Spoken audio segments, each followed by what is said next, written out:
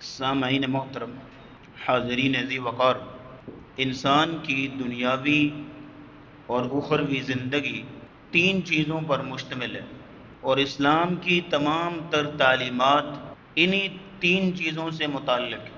Number ایک عقیدہ، number دو عبادات، اور نمبر تین معاملات۔ تمام تر اسلامی تعلیمات جو ہیں انہی تین چیزوں سے متعلق ہے۔ پہلی بات یہ ہے کہ عقیدہ درست ہونا چاہیے، اس میں کسی قسم کی شرک کی آمیزش نہیں ہونی چاہیے کسی بھی لیول پہ، اور عقیدہ بنیادی طور پر بنیاد ہے کہ جس کے اوپر تمام اعمال کھڑے ہیں۔ اگر عقیدہ کمزور ہے تو اعمال کی کوئی حیثیت نہیں، اگر عقیدہ مضبوط ہے تبھی اعمال قابل قبول ہوں گے۔ دوسرے نمبر پہ عبادات ہیں، تو عبادات کا چیپٹر بھی بہت وسیع ہے، کئی قسم کی عبادات اللہ کو ہم سے مطلوب ہیں۔ تیسرے نمبر پہ معاملات ہیں، یعنی دنیاوی امور ہیں، تو ان میں بھی انسان کھرا سچا سچا ہونا چاہیے۔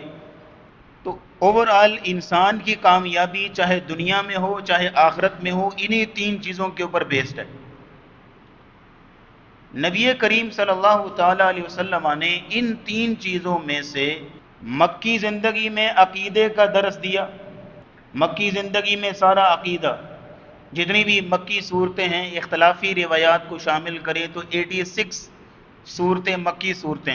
مکی صورتوں میں صرف عقیدے پر بات، عقیدہ توحید ہے، رسالت ہے، آخرت ہے، عقیدے کی تمام باتیں مکی صورتوں میں۔ مدنی دور میں جا کے عبادات اور معاملات کو پھر پڑھایا گیا، ایجوکیٹ کیا گیا، تعلیم دی گئی، کیونکہ اسلامی ریاست، اسلامی نظام، اسلامی معاشرے کی تشکیل مدینے میں جا کر ہوئی ہے۔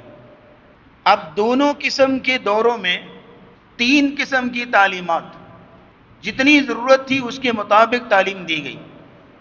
حجۃ الوداع کے موقع پر جب نبی کریم صلی اللہ تعالی علیہ وسلم نے آخری خطبہ ارشاد فرمایا، اس میں آپ نے تینوں چیزوں کو جمع کیا، عقیدے کو بھی، عبادات کو بھی اور معاملات کو بھی۔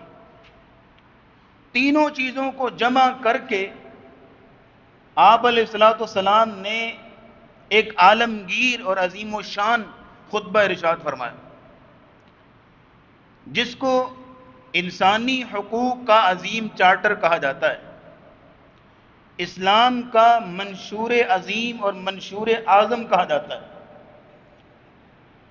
اور اس خطبے میں نبی کریم صلی اللہ تعالی علیہ وسلم نے انسان کی انفرادی زندگی سے لے کر اجتماعی معاملات تک، عبادات سے لے کر کاروبار کے تمام امور تک، اور پھر یہ ہے کہ انسانی حقوق سے لے کر عدالتی قانون سازی تک، حتیٰ کہ انسانی زندگی کے تمام امور جیسے کہ اساسیات ہیں، دینیات ہیں، اجتماعیات ہیں، عقائد، عبادات، معاملات، اخلاقیات، تمام تر امور پر مشتمل تعلیمات جتنی بھی تھیں، ان کے دریاؤں اور سمندروں کو رسول اللہ صلی اللہ تعالی علیہ وسلم چند لائنوں میں کوزے میں بند کرتے چلے گئے۔